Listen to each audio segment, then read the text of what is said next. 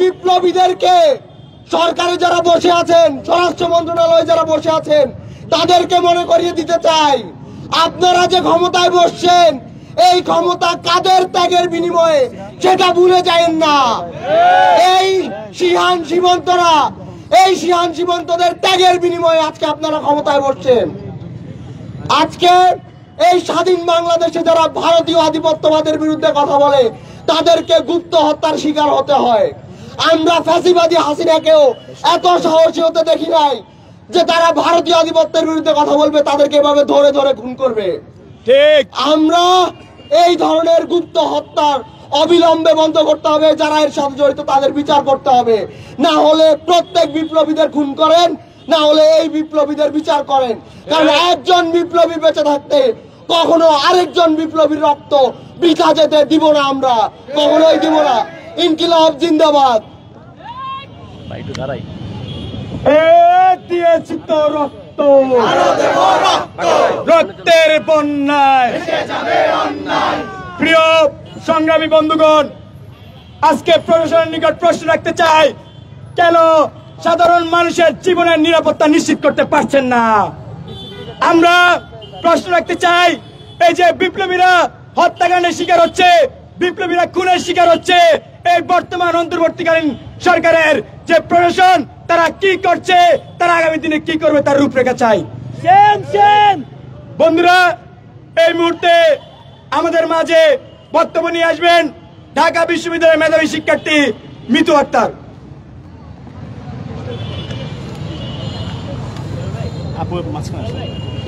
আপনারা জানেন 12 December east West ইউনিভার্সিটির শিহান ভাই এবং 14 ডিসেম্বর এআইইউবি শিক্ষার্থী সীমান্ত ভাইয়া যখন এই গুপ্ত হত্যার শিকার হয় এবং তাকে যখন ঢাকা মেডিকেলে নিয়ে আসা হয়, যখন সে মারা যায় ঠিক ওই মুহূর্তে আমি এখানে উপস্থিত ছিলাম। তার বাবার কান্না দেখেছি আমি বলতে পারছি না তার বাবা তার জন্য কিভাবে কান্না করতেছিল। তার বাবা বলতেছিল যে আমার ছেলে কি করছে, যে আমার ছেলেকে এভাবে মারা হয়েছে। তার বন্ধুরা দাঁড়িয়ে আছে, তার বাবাকে শান্ত করতে পারছিল না। আমি নিজে দেখেছি ঠিক 12টার আগ সময়ে ঢাকা মেডিকেলে তাকে ওটি রুম থেকে বের করা হয়েছে মৃত। ডাক্তাররা আশ্বস্ত করেছিল যে তার অবস্থা ঠিক আছে, তাকে কোথাও কিছু করতে হবে না, কিন্তু তার কিছুক্ষণ পরেই সে মারা যায়। ঠিক ওই টাইমে আমি ওখানে উপস্থিত ছিলাম।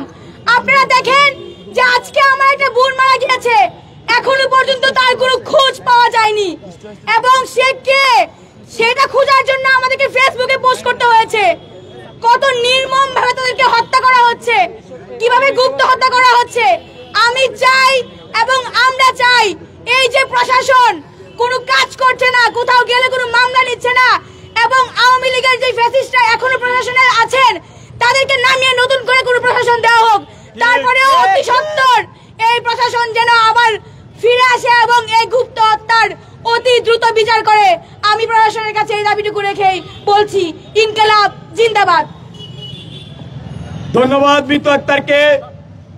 সংগ্রামী বন্ধুগণ, যেটি আমাদের পূর্ববর্তী বক্তারা বারবার বলছেন, যারা হত্যাকাণ্ডের শিকার হয়েছেন, এই যে শাহিনরা, সীমান্তরা এবং আজকে যে অজ্ঞাতনামা আমার যে বোন হত্যাকাণ্ডের শিকার হয়েছেন, তারা কিন্তু প্রাইভেটের শিক্ষার্থী শুধু আমরা মনে করছি না, তারা হচ্ছে আমাদের ছাত্র সমাজের প্রতিনিধি, এই বিপ্লবের প্রতিনিধি।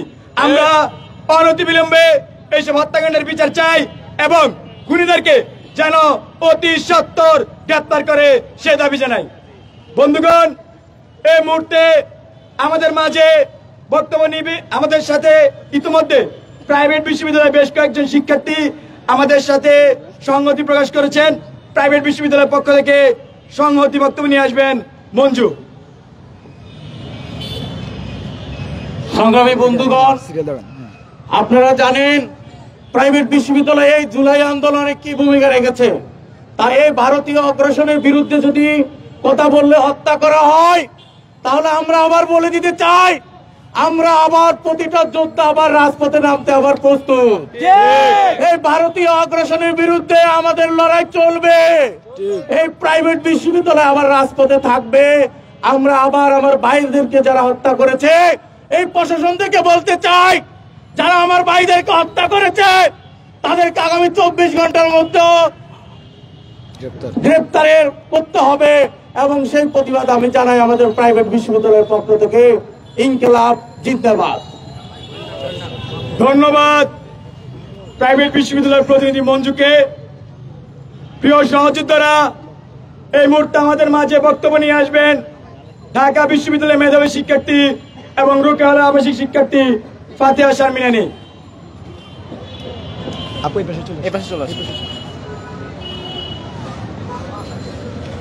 ধন্যবাদ। প্রথমেই বলতে চাই, তরুণদের মেরুদণ্ড ভেঙে দিবেন না। আমরা যখন ছোট ছিলাম, আমরা যখন কিশোরী ছিলাম, আমরা এলাকায় দেখতাম কিভাবে ওই আমলের রাজনৈতিক গুন্ডারা গুপ্ত হত্যা করত। আমরা কি সেটা ভয় পাই? আমরা কি আর ভয় পাই? আমরা কি আর কোনো গুপ্ত হত্যা দেখে মায়ের কোলে ঢুকিয়ে পড়তে চাই? আমি বলে রাখছি, কোন তরুণ আর ভয় পায় না, কোন তরুণ আর রাজপথ ছেড়ে দিবে না। আমরা যেই ব্রিজের নিচে যেই গুপ্ত হত্যার লাশগুলো ছোটবেলায় দেখে স্কুল কলেজ পার হয়ে আমরা আজ রাজপথে দাঁড়িয়েছি, আমাদের মেরুদণ্ড অগ্নিঘরা সহজ হয়ে গিয়েছে, আমাদের মেরুদণ্ড পাথর হয়ে গিয়েছে, শক্ত হয়ে গিয়েছে। এই মেরুদণ্ড ভাঙা এত সহজ নয়।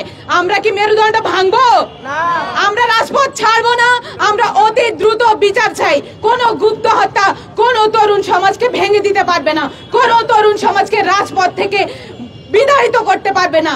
এই ধরনের পলিটিক্স, এই ধরনের নোংরা রাজনীতি যদি নতুনত্ব রাজনীতির ভেঙে দেওয়ার পরিক্রম হয়, তাহলে আমরা রাজপথে সব সময় সোচ্চার থাকবো। বিপ্লবী দীর্ঘজীবী হোক, বিপ্লব দীর্ঘজীবী হোক। ধন্যবাদ ফাতিহা শারমিনানীকে। প্রিয় সহযোদ্ধারা, আপনারা দেখেছেন এই জুলাই অভ্যুত্থানে প্রাইভেট বিশ্ববিদ্যালয় কিভাবে ঝাঁপিয়ে পড়ে তাদের বুকের তাজা রক্ত দিয়েছিল। আমরা এখনো দেখছি এইসব যে গুপ্ত হত্যা বা ভারতীয় আগ্রাসনের কিলিং বা রাজনৈতিক কিলিং, সেই রাজনৈতিক কিলিং কিন্তু এখনো চলমান আছে। আমরা আজকের এই মঞ্চ থেকে জানিয়ে দিতে চাই, আপনারা জুলাই আমাদেরকে দেখেছেন, আমাদেরকে ভয় পাওয়ানোর কোনো আমরা মনে করছি না কোনো সুযোগ আছে। ছাত্ররা জীবন দিয়েছে, সামনে তারা জীবন দিতে ভয় পায় না। কিন্তু বাংলাদেশের যে অপরাজনৈতিক সংস্কৃতি, তা থেকে বাংলাদেশকে আমরা মুক্ত করে ছাড়বো ইনশাআল্লাহ। প্রিয় সহযোদ্ধারা, এই মুহূর্তে আমাদের আজকের বিক্ষোভ সমাবেশের সমাপনী বক্তব্য নিয়ে আসবেন ঢাকা বিশ্ববিদ্যালয়ের মেধাবী শিক্ষার্থী আব্দুল কাদের। সংগ্রামী উপস্থিতি, রক্তের দাগ এখনো শুকায় নাই। যে বিপ্লবীদের কাঁধে ভর দিয়ে বাংলাদেশ স্বাধীন হয়েছিল, সেই বাংলাদেশে, সেই স্বাধীন বাংলাদেশে আমার বিপ্লবীদের লাশ রাস্তায় পড়ে থাকে। সংগ্রামী উপস্থিতি, আমরা একটা কথা বারবার স্মরণ করে দিতে চাই। আজকে যারা প্রশাসনে বসছেন, আজকে যারা গদিতে বসছেন, তাদেরকে আবার স্মরণ করে দিতে চাই, তাদের গদিতে বসার পিছনে একমাত্র অবদান ছিল বিপ্লবীদের। কিন্তু আপনারা গদিতে বসে ভুলে গিয়েছেন কাদের অবদানের কথা, আমাদের স্বপ্নের কথা, আমাদের প্রত্যাশার কথা আপনারা ভুলে গিয়েছেন। জনগণ যে প্রত্যাশা নিয়ে আপনাদেরকে গদিতে বসাইছিল, যে ম্যান্ডেট নিয়ে আপনারা গদিতে বসেছেন, সেটা আপনারা ভুলে যেতে বসেছেন। আমরা বিগত সময় দেখেছি, বিগত আওয়ামী লীগ সরকারের মন্ত্রীরা বলতেন যে দুর্নীতিবাজরা কোথায় আমাদেরকে দেখিয়ে দেন।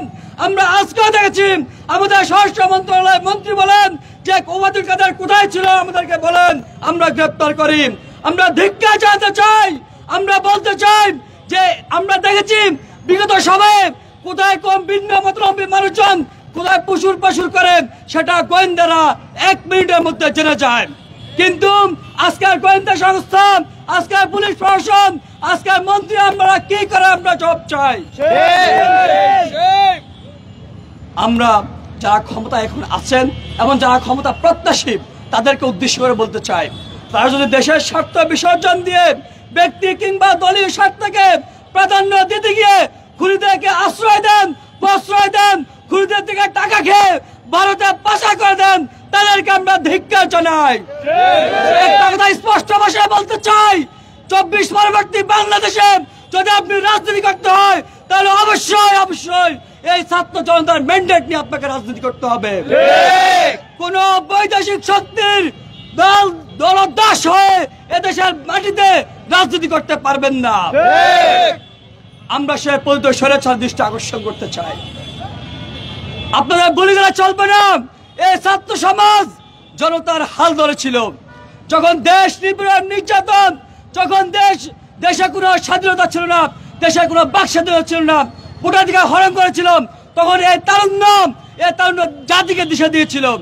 আপনারা যদি মনে করেন একজন দুইজনকে গুপ্ত হত্যা করেন, আমাদের এই স্পিডকে আপনারা বুলন্ডিত করে দিবেন, আমাদেরকে মিলিয়ে দিবেন, আমাদেরকে দমিয়ে দিবেন, তাহলে বলতে চাই আপনারা দিবা স্বপ্নের মধ্যে আছেন, দিবা স্বপ্নের মধ্যে আছেন।